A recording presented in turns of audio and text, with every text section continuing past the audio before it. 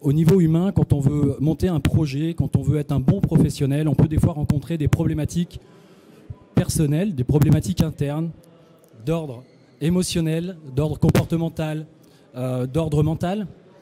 Et cette personne, quand elle était jeune, était une personne très complexée, très mal à l'aise avec les gens et avait quand même malgré tout des ambitions, avait envie d'être un bon professionnel et avait envie un jour de pouvoir créer un projet qui puisse éventuellement contribuer à un monde meilleur. Et cette personne se sentait avoir beaucoup de limites, ne croyait pas vraiment en elle. Alors elle se posait la question de savoir comment changer ça. Est-ce qu'il est possible de changer ça ? Est-ce qu'il est possible de développer plus de leadership ? Est-ce qu'il est possible d'être plus à l'aise en public ? Est-ce qu'il est possible de dépasser ses peurs ? Et alors, elle s'est intéressée à des tas de théories du développement personnel, et puis elle s'est formée.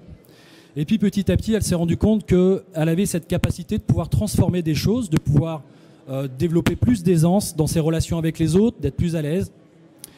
Et elle s'est mise à se former à l'accompagnement des personnes dans ce genre de développement. Alors je ne sais plus où j'en suis sur le PowerPoint, voilà. Donc là vous avez, si vous voulez, une petite présentation de cette dynamique du changement. En gros, elle voulait changer ses résultats.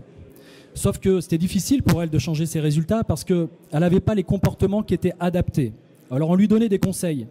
On lui disait, faut que tu aies tel ou tel comportement pour être meilleur commercial, pour être meilleur chef d'entreprise, pour être meilleur manager. Sauf qu'elle avait des sentiments négatifs à l'égard de cette capacité-là. Elle ne savait pas si elle pouvait développer cette capacité-là. Elle ne croyait pas vraiment que c'était possible. Et du coup, elle n'était pas vraiment à même de développer ses valeurs, de pouvoir transmettre ses valeurs, de pouvoir communiquer vraiment ce qui était important pour elle au travers de son activité professionnelle. Donc, elle ne se sentait pas dans une identité de chef d'entreprise, d'entrepreneur. Et l'idée, c'est qu'elle a appris ça. Elle a appris au travers d'un certain nombre de techniques, d'un certain nombre de formations, d'un certain nombre d'accompagnements. Elle a appris à développer cette capacité à être un bon entrepreneur. Elle a appris à se construire elle-même en tant qu'entrepreneur pour ensuite pouvoir construire un business et une activité qui soit à son image et qui corresponde à ses aspirations. Et aujourd'hui, finalement, cette personne, elle a la casquette d'entrepreneur. Elle est à l'aise avec sa vie aussi privée, c'est-à-dire qu'elle arrive à concilier ces deux choses-là. Et l'idée, c'est qu'elle a décidé d'accompagner les personnes, elle-même. C'est-à-dire, en gros, comme elle a réussi à se développer elle-même, elle a décidé d'accompagner les autres. Alors cette personne, je vous la présente, c'est moi. Donc je parle de mon cas client personnel, donc c'est quelque chose qui est peut-être pas très, qui se fait peut-être pas habituellement, mais je trouvais que c'était un bon exemple.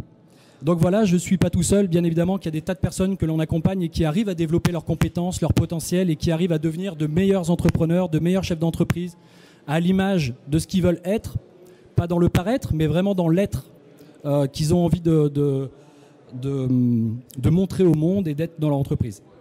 Voilà. Donc, je vous remercie beaucoup pour votre écoute.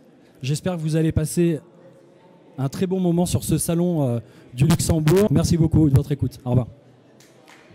Merci beaucoup.